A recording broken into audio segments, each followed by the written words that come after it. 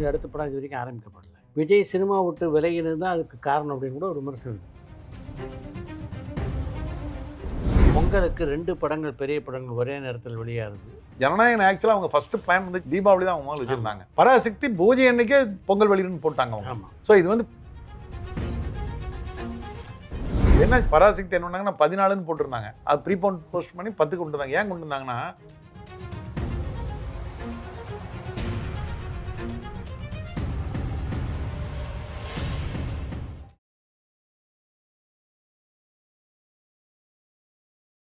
இந்த வீழ்ச்சி எங்கே ஆரம்பிச்சதுன்னு நினைக்கிறீங்க? ஆரம்பிச்சதுக்கு ஒரே காரணம் தான் இந்த தான் சொன்னேன். இமாலய சம்பளம், இமாலய ப்ரொடக்ஷன் காஸ்ட்டு எல்லாம் வந்து இவங்க வந்து எல்லா இடத்துலையுமே இப்போ ஒரு நடிகர் வந்து சம்பளம் வாங்குறாருன்னா நீங்கள் சம்பளம் வாங்கிட்டு அதுக்கப்புறம் அந்த தயாரிப்பாளருக்கு என்னென்ன செலவு வைக்கிறீங்க? ஒரு தயாரிப்பாளர் ரத்த கண்ணீர் விட்டு சொல்கிறாங்க. எம்ஜிஆர் சிவாஜிக்கு எம்ஜிஆருக்கு நானே சொல்லியிருக்கேன் இல்லைங்களா, குண்டு கருப்பையா அவங்கெல்லாம் வந்து பாடி கார்டாக வருவாங்க. படத்தில் சான்ஸும் கொடுப்பாங்க. எம்ஜிஆர் ஃபைட்டராக வருவாங்க. அவங்களுக்கு சம்பளமும் இந்த படத்துலேருந்து போயிடும். மீது ஏதாவது வேணுங்கிற எம்ஜிஆர் கொடுத்து உதவுவார். இப்படி தான் அவங்களும் இருந்தாங்க. இப்போ இன்னும் சொல்லப்போனால் இன்னைக்கு இருக்கிற காலகட்டத்தில் ரஜினி சார் பார்க்குறீங்கல்ல, ஏர்போர்ட்டுக்கு தனியாக தானே போகிறாரு. அவர் ஒன்றும் 10 பவுன்சர் 20 பவுன்சர் கூட்டிட்டு போகிறது இல்லைன்னா அவரை விட சூப்பர் ஸ்டாராக இவங்கெல்லாம். ஆனால் சாதாரணமாக இன்றைக்கி இருக்கிற ஹீரோ ஒவ்வொருத்தரும் அதுலேயும் நான் கேள்விப்பட்டேன், இன்றைக்கி இருக்கிற ஒரு 2-3 ஹீரோக்கள் 14 பவுன்சர் கூட்டிகிட்டு வர்றாங்களாம். 14 பவுன்சர் ஷூட்டிங் வர்றதுக்கு. நீங்கள் எங்கேயாவது ஒரு ரயில்வே ஸ்டேஷனுக்கு போகிறீங்க, ஒரு ஏர்போர்ட்டுக்கு போனீங்கன்னு கூட்டிகிட்டு போனால் கூட ஒரு நியாயம் இருக்குது. ஷூட்டிங் வர்றதுக்கு எதுக்கையா 14 பவுன்சரு? அங்கே ஷூட்டிங்கில் யார் இருக்கிறா? 14 பவுன்சர் கூட்டிகிட்டு வர்றாங்க சார். நாங்கள் 14 பேருக்கு நாங்கள் தான் பேட்டா கொடுக்க வேண்டியதாக இருக்குது. கேரவனை ஒரு ஹீரோவுக்கு மட்டும் தான் ஒரு கேரவன் கொடுத்துட்டாங்க. இதுன்னு சொல்ல போனால் முத்து ஷூட்டிங்லாம் நான் போயிருக்கேன். நான் நிறையா ரஜினி சார் ஷூட்டிங் போயிருக்கேன். நான் அதில் முத்து ஷூட்டிங்லாம் போகும்போது என்னென்னா, காலையில் ஷூட்டிங் முடிஞ்சுன்னா மத்தியானம் பிரேக் கொடுப்பாங்க இல்லைங்களா, அந்த பிரேக்கில் சாப்பிடுவார். சாப்பிட்டு போட்டு ஒரு துண்டை விரிச்சு போட்டு படுப்பார் கீழே. நான் நிறையா தடவை பார்த்துருக்கேன். நிறையா தடவை நான் பார்த்துருக்கேன். அந்த துண்டை விரிச்சு போட்டு படுத்திருப்பார். அப்படிப்பட்ட இந்த காலம் போய் இன்றைக்கி சரி பரவாயில்ல, விஞ்ஞான முன்னேற்றம் வந்துருச்சு, கேரவன் வந்துருச்சு, நீங்கள் ஒரு ஹீரோவை கொடுக்குறீங்க. 10 கேரவன் 15 கேரவன் அங்கே நிற்குது ஒரு ஷூட்டிங். இது அதாவது கண்ணுக்கு தெரியாத செலவுகள் வந்து எல்லா செலவு தயாரிப்பாளருக்கு மேலே போடுறாங்க. இப்போ நீங்கள் ஒரு சாப்பாடு கொடுக்கணுங்கிற ஒரு முறை எதுக்கு கொண்டு வந்தாங்க சினிமாவில்? அந்த சாப்பாடுங்கிறது வந்து வேலை கிடக்கூடாது. காலையில் அவங்க டிஃபன் சாப்பிடாம வருவாங்க வீட்டிலேருந்து, 7 மணிக்கே நம்ம ஷார்ட் வைக்கிறோம், அப்போ வந்து சாப்பிட்டு நல்லபடியாக பண்ணிட்டுன்னு சொல்லிட்டு தான் அந்த முறையை கொண்டு வந்தாங்க. இன்றைக்கி வரக்கூடிய ஹீரோக்கள் என்ன பண்ணாங்க, ஹீரோ இல்லை நடிகர் எல்லாருமே அங்கത്തെ சாப்பாடு யாரும் சாப்பிட்றது கிடையாது. ஸ்டார் ஹோட்டல்லேருந்து கொண்டு வாங்க. ஒவ்வொன்றும் செலவு. இதெல்லாம் தயாரிப்பாளர் இன்னும் சொல்லப்போனால் தயாரிப்பாளர் யாரும் மனம் விட்டு இதை வந்து டிவி முன்னால் பேச மாட்டேங்கிறாங்க, உங்கள் முன்னால் பேச மாட்டேங்கிறாங்க, எங்ககிட்ட சொல்கிறாங்க. இதெல்லாம் அவங்க சொல்கிறது எனக்கு தெரியும். எனக்கு என்ன தெரியும், அதனால் தங்களுக்கு பாதிப்பு வந்துடக்கூடாது. நான் என்னங்கிறேன், இப்போ நான் ஒரு 4-5 நாளைக்கு முன்னாடி நாங்கள் இந்த OTT வந்து 100 நாள் கழிச்சு தான் போடணும்னு சொல்லியிருந்தோம். திரையரங்க உரிமையாளர்கள் விநியோகத்தில் அது சம்மந்தமாக வந்து சில தயாரிப்பாளர்கள் வந்து பர்சனலாக எங்கிட்ட உட்காந்து பேசும்போது அவங்க சொல்கிறாங்க இந்த மாதிரிலாம் செலவாகுது சார்னு சொன்னாங்க. நான் சொன்னேன், சரி இதுக்கெல்லாம் நம்ம எல்லாரும் சேர்ந்து ஒரு கடிவாளம் போடலாம்.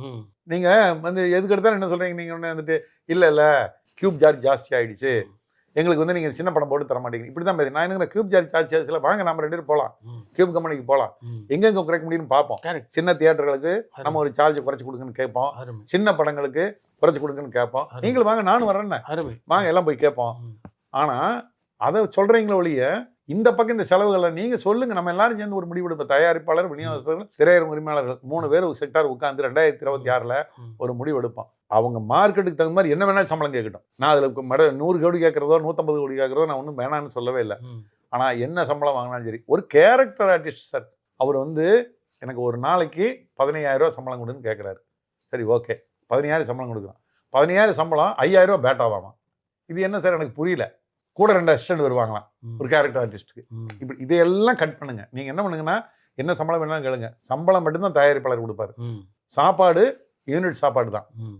எல்லாரும் ஏன் எம்ஜிஆர் சாப்பிட்டுருக்காரு, சிவாஜி சாப்பிட்டு, இன்னும் சொல்ல போனால் சிவாஜி எம்ஜிஆர் வீட்டில் தான் வேணா கொண்டு வந்து சாப்பிடுவாங்க, சாப்பாடு போடுவாங்க, அப்படி போடுவாங்க. அதுக்கு அடுத்த காலத்தில் ரஜினிகாந்த் கமலஹாசன் அப்படி தான் செஞ்சுட்டு இருந்தாங்க. நான் என்னங்கிறேன், இனி கொண்டு வாங்க நீங்கள் ஒரு முறையை, நம்ம எல்லாரும் உட்காந்து பேசுவோம். 3 செக்டாரும் நஷ்டப்படுறது நம்ம 3 பேர் தான், பலம் போடுறது நம்ம 3 பேர் தான்.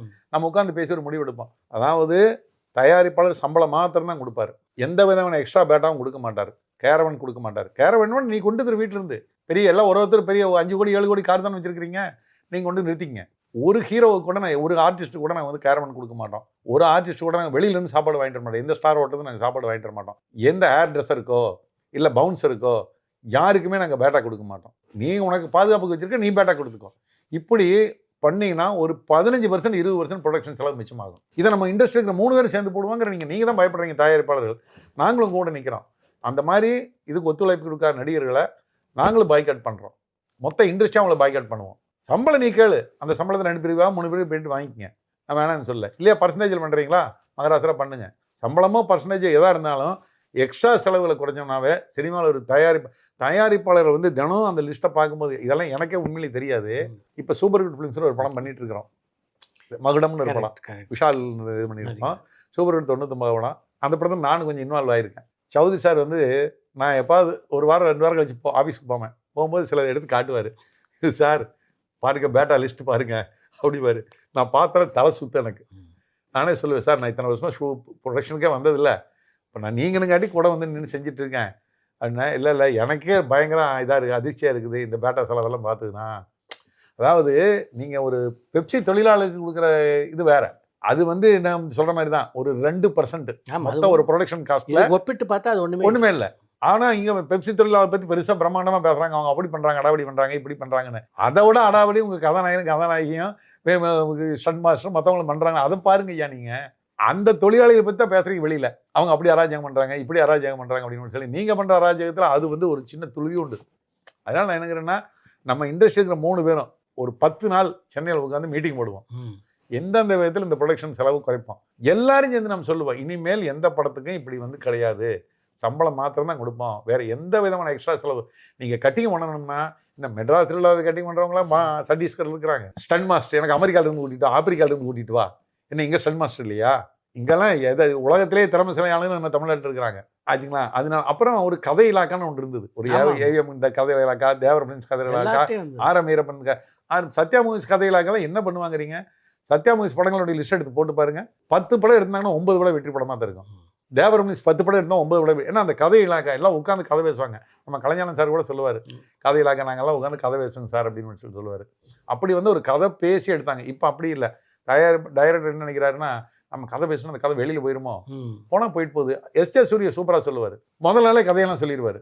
நான் கதை ஓப்பனாக சொல்கிறேன், யார் வேணாலும் இந்த கதையை எடுத்துங்க அப்படிம்பாரு. தன்னுடைய திறமை மேலே அவருக்கு இருக்கிற நம்பிக்கை எனக்கு உண்மையிலேயே எஸ்ஏ சூர்யாவுடைய அந்த இது ரொம்ப பிடிச்சது எனக்கு. அந்த மாதிரி நீங்கள் வந்து உங்கள் கதை மேலே நம்பிக்கை இருந்தால் உங்களுடைய ப்ரெசன்டேஷன் யாரும் கொடுக்க முடியாது.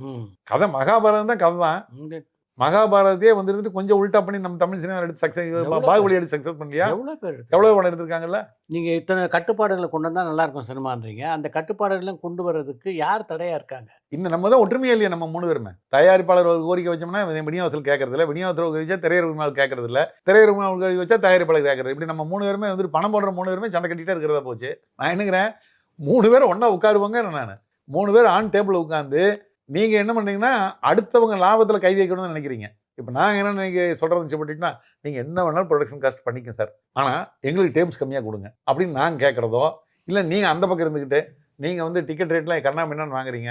டிக்கெட் ரேட்டுக்கு வந்து நீங்கள் 50 ரூபாய்க்கு டிக்கெட் இல்லைங்க, 100 ரூபாய்க்கு டிக்கெட் இல்லைங்க, நீங்கள் 80% டேர்ம்ஸ் கேட்பீங்க, நாங்கள் 50 ரூபாய்க்கு டிக்கெட் தொழில் நடத்த முடியுமா நாங்கள்? ஸோ இதுக்கு ஒரு வரையறை கொண்டு வாங்க. எல்லா நம்ம 3 பேரும் சேர்ந்து ஒரு வரையறை வைப்போம். திரையரங்களை சின்ன திரையரங்கள் காப்பாற்றப்பட வேணும், புதுசாக இருக்கிற திரையரங்க எதுவும் மூடக்கூடாது அப்படின்னா அதுக்கு ஒரு நியாயமான பர்சன்டேஜ் ஃபிக்ஸ் பண்ணுவோம். இந்த பர்சன்டேஜ் தான் மல்டிப்ளெக்ஸ், இந்த பர்சன்டேஜ் சாதா திரையரங்களுக்கு இந்த பர்சன்டேஜ், ஒரு சின்ன வித்தியாசம் வச்சுக்கோங்க. வச்சுக்கிட்டு நீங்கள் ஒரு ஃபிக்ஸட் டேர்ம்ஸ் கேரளாவில் இருக்கிற மாதிரி, கேரளாவில் வந்து 60% மேலே எந்த படத்துக்கு யார் நினைச்சாலும், இதே இங்கே விஜய் அஜித் நடக்கிற படத்துக்கு 75% 80% வாங்குறாங்க. கேரளாவில் போய் வாங்கலாம் பார்க்கலாம். அதே நடிகர்களுக்கு பக்கத்தில் தான் அந்த பக்கம் தாண்டினா பாலக்காடு 61% தரமாட்டாங்க.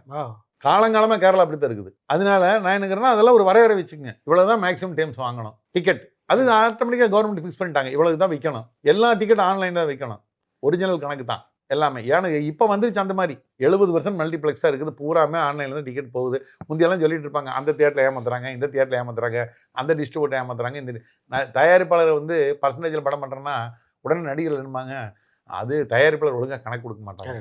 என்னமோ தயாரிப்பாளர் போகிற திருடிட்டு போய்டு.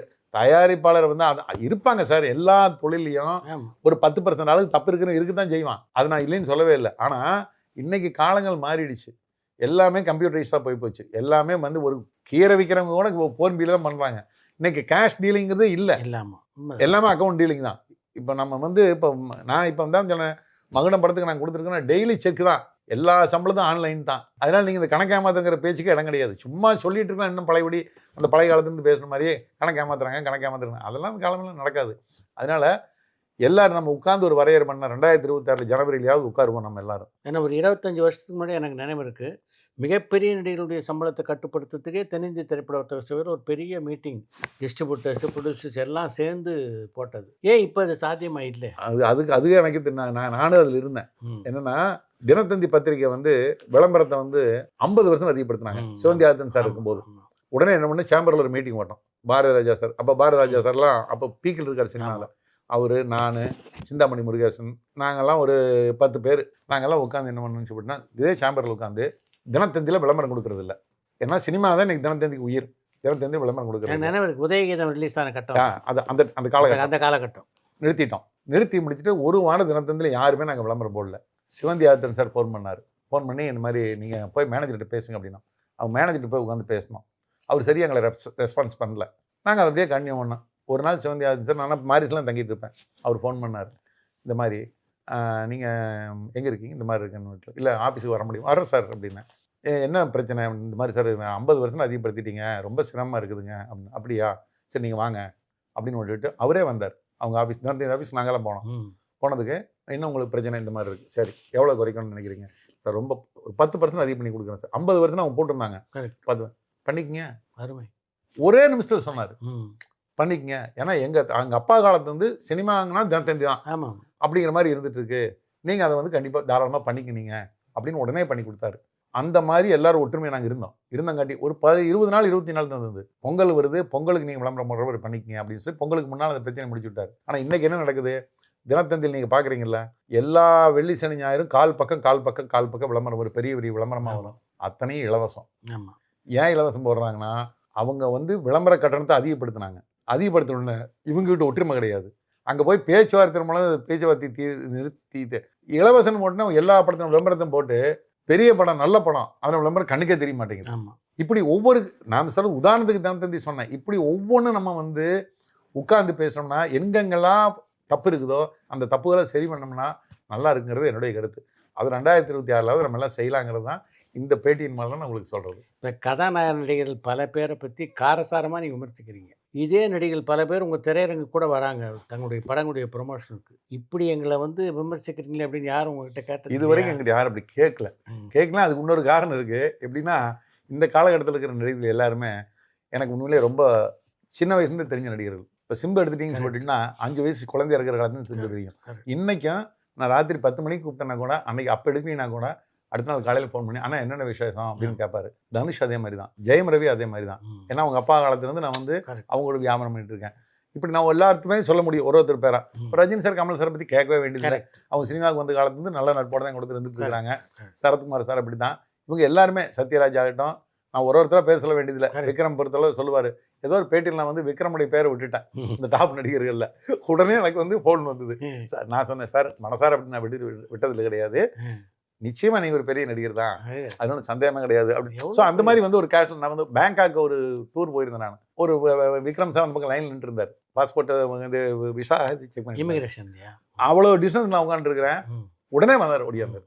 வந்துக்காண்டு சார் வாங்க எப்போ வந்தீங்கன்னு. அந்த மாதிரி ஒரு பெரிய ஒரு பண்போட நான் இப்போ நாம வந்து முத்து ஷூட்டிங்கில் வந்து தில்லான சாங் நடந்துட்டு இருக்குது.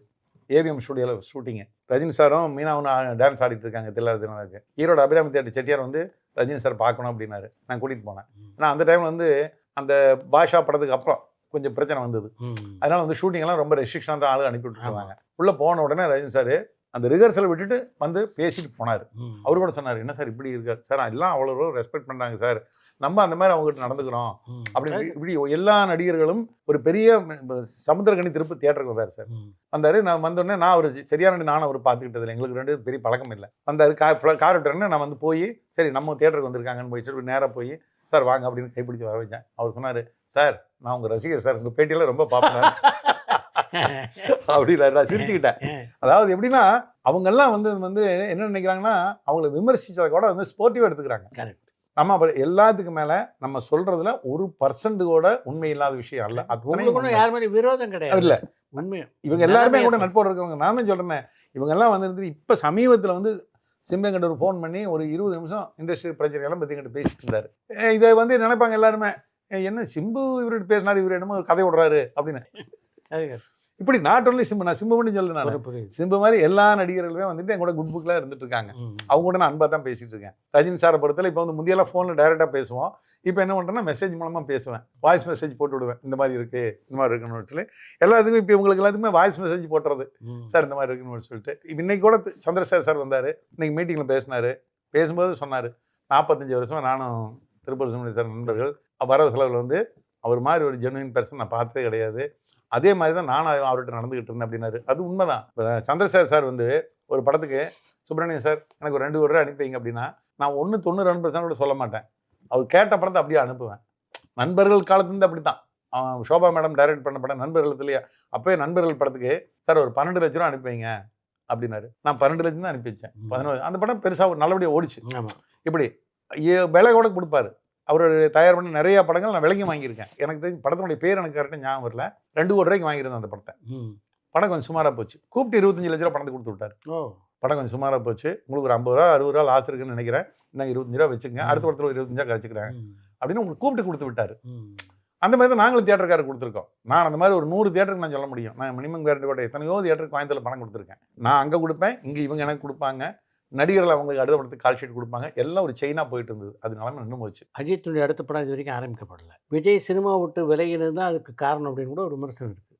காம்படிட்டர் இல்லாதனால ஒன்றும் ஆரம்பிக்காம கிடையாது. அவர் கேட்குற சம்பளம் இன்னைக்கு கொடுக்குற இங்கே தயாரிப்பாளர் இல்லை. யார் இருக்காங்க? நீங்கள் யாரோ ஒரு தயாரிப்பாளர் சொல்லுங்களேன். ஒரு 300 கோடி போட்டு எடுக்கிறதுக்கு இன்னைக்கு தயாரிப்பாளர் இருக்காங்க சார்னு. என்னென்ன எடுப்பாங்க? 300 கோடி எடுக்கிறதுக்கு ஆள் இருக்காங்க. ஒரு சன் பிக்சர்ஸில் 300 கோடி எடுக்கிறாங்க, ஒரு வேல் பிலிம்ஸ் எடுக்காங்க, ஒரு ஏஜிஎஸ் எடுக்க முடியும், ஒரு சூப்பர் ஹிட் சௌத்ரி எடுக்க முடியும். ஆனால் 300 கோடிக்கு வியாபாரம் இருக்கான்னு சொல்லுங்க. இருந்தால் அவங்க எடுக்கிறதுக்கு ரெடி. வியாபாரம் இல்லை. அதாவது 300 கோடி நீங்கள் போட்டு வந்து ஒரு அஜித் படம் எடுத்தீங்கனாலோ, இன்னொரு நடிகர் வச்சு படம் 250 கோடி படம் எடுத்தீங்கனாலோ, கண்ணுக்கு தெரிஞ்சு ஒரு வியாபாரம் கூட கிடையாது. ஒரு சேட்டலைட் வியாபாரம் கிடையாது, ஒரு ஓடிடி வியாபாரம் கிடையாது, ஒரு தியேட்டரிக்கல் வியாபாரம் கிடையாது, ஆடியோ வியாபாரம் கூட கிடையாது. ஆடியோ வியாபாரத்துக்கு அப்புறம் புது சிஸ்டம் சமயத்தில் ஒன்று வந்து நான் கேள்விப்பட்டேன். அதாவது மியூசிக் டைரக்டருக்கு சம்பளம் கிடையாது, ஆடியோ ரைட்ஸ் அவர் வச்சுக்க வேண்டியது. நல்லா இருக்கு. இது மாதிரி ஒருத்தர் சம்பளத்துக்கு வச்சுக்க வேண்டியதான். ஹீரோவுக்கு சொல்லிட வேண்டியதான், சார் நீங்கள் வந்து தமிழ்நாடு வச்சுக்கோங்க சார், இல்லை ஓடிடி வச்சுக்கோங்க சார். இவனு இப்படி தான் போகும் சினிமா. அதனால இந்த முறை வந்து கொஞ்சம் கொஞ்சமாக வரும் எல்லா விதத்துலையும். பொங்கலுக்கு 2 படங்கள், பெரிய படங்கள் ஒரே நேரத்தில் வெளியாகுது. இது ஏற்கனவே வந்திருக்கு. துணிவு வாரிசம் வந்திருக்குது, பேட்டை விசுவாசம் வந்திருக்குது. இந்த மாதிரி கடந்த 4-5 வருஷமாக நிறைய படங்கள் இந்த மாதிரி வந்திருக்கு. அதனால் இது இது எல்லாருமே என்னமோ புதுமையாக இவங்க தான் முதல்ல ரிலீஸ் பண்ணுறாங்க அப்படிங்கிற மாதிரி பேசுகிறாங்க. பொங்கல் பண்டிகையை முன்னிட்டு இப்போ நான் சொன்ன படம் எல்லாமே துணிவு வாரிசு 2மே பொங்கலுக்கு தான் வந்தது. பேட்டை விசுவாசம் பொங்கலுக்கு தான் வந்தது. இல்லை தனியாக வந்தால் இன்னும் மிகப்பெரிய வசூல் இருக்கும். ஆனால் 2 நடிகர்களுமே வந்து தன்னுடைய படம் பொங்கலுக்கு வேணும்னு நினைக்கிறாங்க. 2 தயாரிப்பாளர் நினைக்கிறாங்க. நடிகர்கள் நினைக்கிறோட தயாரிப்பாளர் தான் நினைக்கிறாங்க. சார் உங்களுக்கு தெரியும் நினைக்கிறேன், ஜனநாயகன் ஆக்சுவலாக அவங்க ஃபர்ஸ்ட் பிளான் வந்து ஜனவரியில் தான், சாரி தீபாவளி தான் அவங்க முதல்ல வச்சுருந்தாங்க. அவங்க பிஸ்னஸ் அவங்க வந்து கொஞ்சம் ஜனவரியில் ரிலீஸ் பண்ணால் நல்லா இருக்குன்னு ஓடிடி காரெல்லாம் சொல்லும்போது அவங்க போஸ்ட்போன் பண்ணி கொண்டு இருந்தாங்க. பராசக்தி பூஜை அன்னைக்கே பொங்கல் வெளியின்னு போட்டாங்க அவங்க. ஸோ இது வந்து போட்டிக்காக 2 பேருமே செய்யலை. ஜனநாயகனும் போட்டிக்காக ஜனவரி 10ஆம் தேதி 9ஆம் தேதி வரணும் அவங்களாம் கொடுக்கல. பராசக்தியும் என்ன, பராசக்தி என்ன பண்ணாங்கன்னா 14ன்னு போட்டிருந்தாங்க. அது ப்ரீபோன் போஸ்ட் பண்ணி 10க்கு கொண்டு வந்தாங்க. ஏன் கொண்டு வந்தாங்கன்னா திரையரங்கு சேர்ந்து நாங்கள் எல்லாருமே சொன்னோம். என்ன சொன்னாங்கன்னா 14ஆம் தேதி பண்ணிங்கன்னு சொல்லிட்டுன்னா 6 நாள் 7 நாள் கேப் இருக்குது. நாங்கள் இப்போ எல்லா தேட்டரும் அந்த படம் நாங்கள் ஓட்டன்னு சொல்லிட்டுனா படம் நிச்சயமாக பெரிய ஹிட் ஆகுன்னு எல்லாருமே எதிர்பார்த்தான் படம் போடுறோம். அப்புறம் 2 வாரம் நாங்கள் அந்த படத்துக்கு நாங்கள் தியேட்டர் ஒதுக்கினாச்சுன்னா அப்புறம் நீங்கள் 26 தான் வரணும் அப்படின்னு சொல்லும்போது, இல்லை சார் நாங்கள் 10 பிளான் பண்ணி முதல்ல எல்லாம் வியாபாரம்லாம் பண்ணியிருக்கோம், அதனால நாங்கள் வரணும். அப்போ நாங்கள் அதே தேதிக்கே வந்துருந்தா வந்தாங்க ஒழிய நிச்சயமாக போட்டியெல்லாம் கிடையாது. திரையரங்கு உரிமையாளர் தான் காரணம் இல்லை, திரையரங்கு உரிமை காரணம்னு இல்லை. நாங்கள் வந்து ஸ்க்ரீன் ஒதுக்கும் போது இப்படி தான் வரும் கரெக்ட் அப்படின்னு சொல்லும்போது அவங்க என்ன பண்ணுறாங்க, இல்லை அப்போ ஸ்க்ரீன் கம்மியாக போயிட்டா நமக்கு பெரிய அளவில் பாதிப்பு வரும்னு சொல்லி அவங்களும் ப்ரீபோன் பண்ணுறாங்க. வேற ஒரு காரணம் கிடையாது. இதில் போட்டிங்கிறதே என்னமே கிடையாது. இப்போ எங்களை பொறுத்தவரை 2 படம் வந்தால் நல்லது தானே. இப்போ 2 தியேட்டருக்கு இடத்துல 2 படத்தையும் போடுவோம், 4 தியேட்டருக்கு இடத்துல 2 படத்தையும் 2 அது போடுவோம். அதெல்லாம் இப்போ ஏற்கனவே வந்துட்டு விசுவாசத்துக்கு 2மே பெரிய நடிகர்கள் தான். அது ஆமாம். இதோட சிவகார்த்திகேயன் பற்றில அஜித் விஜய் விட கொஞ்சம் ஒரு ஸ்டெப் கம்மியான நடிகர் தான் சொல்லுவேன் நான். இப்போ ரஜினி அஜித்தை விட விஜய் அஜித்தை விட சிவகார்த்திகேயன் வந்து இன்னைக்கு வந்து ஓப்பனிங்கில் பார்த்தீங்கன்னா கண்டிப்பாக விஜயோட கம்மி தான். ஆனால் அந்த 2 படத்துக்கு ஸ்பேஸ் இருக்குதுங்க. அதனால நாங்கள் கொண்டுறோம். நாளைக்கு படம் வந்ததுக்கப்புறம் 2 படமே பெரிய வெற்றி படம் அமையட்டுமே, நல்லா ஓடணும் தான் நாங்கள் ஆசைப்படுறோம். இப்போ நீங்கள் வந்து எல்லாரும் இப்போ பராசக்தி வந்து இது வரைக்கும் ப்ரமோஷன் பார்த்தவங்கலாம் பிரமாதமாக இருக்குது சார்னு எல்லாம் சொல்லிட்டு இருக்காங்க. ஆமாம், ஜனநாயகம் நான் சொல்லவே வேண்டியதில்லை. அதனோட ஓப்பனிங் எந்த மாதிரி இருக்குன்னு பெரிய எதிர்பார்ப்போட தான் வருது. அது 2 படம் வெற்றி படமாக அமையட்டும். 26 எப்படி இருக்கும் சினிமாவில் நினைக்கிறீங்க? 26 பிரைட்டாக இருக்கும், ரொம்ப நல்லா இருக்கும். ம். அதுலேயும் இந்த 26ல் ஒரு நல்ல குட் ஷைன் என்ன தெரியுதுன்னு பட்டுச்சுன்னா, இப்போ நாங்கள் இந்த ஓடிடி வந்து ஒரு டைம் கேப் கேட்டிருந்தோம் இல்லைங்களா, நிறைய தயாரிப்பாளர்கள் இல்லை அது டைம் கேப் கொடுக்கலாம், நம்ம எல்லோரும் உட்காந்து பேசி ஜனவரி மாதம் அதுக்கு ஒரு முடிவு கட்டிடலாம், நல்லபடியாக நம்ம செய்யலாம்னு சொல்லியிருக்காங்க. நான் என்னங்கிறேன், அதுக்கு மட்டும் இல்லை, கியூப் சிஸ்டமெல்லாம் இருக்குது இல்லைங்களா, அந்த சிஸ்டத்துக்கு நீங்கள் வாங்க, நாங்களும் உங்கள் கூட உட்காரோம். அதுக்கு வந்து ஒரு ரீசனபிளான ஒரு ரேட்டு, நம்ம சின்ன படங்களுக்கும் சின்ன திரையரங்குகளுக்கும் என்ன செலவு வாங்க முடியுமோ அவங்ககிட்ட இருந்து நம்ம வாங்கி அதுகளை நம்ம கொஞ்சம் சரி பண்ணுவோம். அதே மாதிரி தயாரிப்பு செலவில் என்னென்ன குறைக்க முடியுமோ எல்லாம் செய்வோம். இது எல்லாம் 2026 ஜனவரியில் நம்ம உட்காந்து செய்யலாங்கிறது என்னுடைய தாழ்மையான வேண்டுகோள். என்னால் என்ன, நான் வந்து இதுக்குன்னே நான் அங்கிருந்து வந்து 10 நாள் கூட இருக்கிற கூட நான் ரெடி. நானும் வந்து இண்டஸ்ட்ரியில் வந்து இருந்துக்கிட்டு ஒரு 40 வருஷமாக இதில் வந்து அதான் சொல்கிறேன், இந்த சினிமா தான் எனக்கு சாப்பாடு போட்டது, இந்த சினிமாவில் தான் நான் வளர்ந்தேன். இன்றைக்கி எங்கள் குடும்பமே இந்த சினிமாவை நம்பி தான் இருக்குதுன்னு தான் நான் சொல்லுவேன். அப்படி நான் எல்லாம் என்னுடைய பசங்க எல்லாருமே தியேட்டரை வந்து நல்லபடியாக பார்த்துட்ருக்காங்க. அவங்களுடைய சினிமாவை மேலே இருக்கிற ஆர்வம் அவங்க பார்க்கும்போது நானே ரொம்ப சந்தோஷப்படுவேன். நல்லபடியாக பண்ணுறாங்கன்னு சொல்லிட்டு. அந்த மாதிரி எல்லா இடத்துலையுமே அடுத்த ஜென்ரேஷன் வந்துட்டாங்க. இப்போ நம்ம மாதிரி மூத்த ஜென்ரேஷனுக்கு பெருசாக வேலை கிடையாது. நான் இங்கே வந்து 10 நாள் இங்கே இருக்கிறேன். எல்லோரும் நாம் உட்காந்து சிறப்பாக செய்யலாங்கிறது என்னுடைய தாழ்மையான கருத்து. 2026 புத்தாண்டு மிகப்பெரிய அளவில் தமிழ் சினிமாவுக்கு வெளிச்சம் தர வேண்டும் என்று இறைவனை வேண்டி கேட்டுக்கொள்கிறேன். நன்றி. உங்கள் அனுபவத்தெல்லாம் நம்ம ரசிகர்களோட பகிர்ந்து கொண்டது. நன்றி. தேங்க்யூ.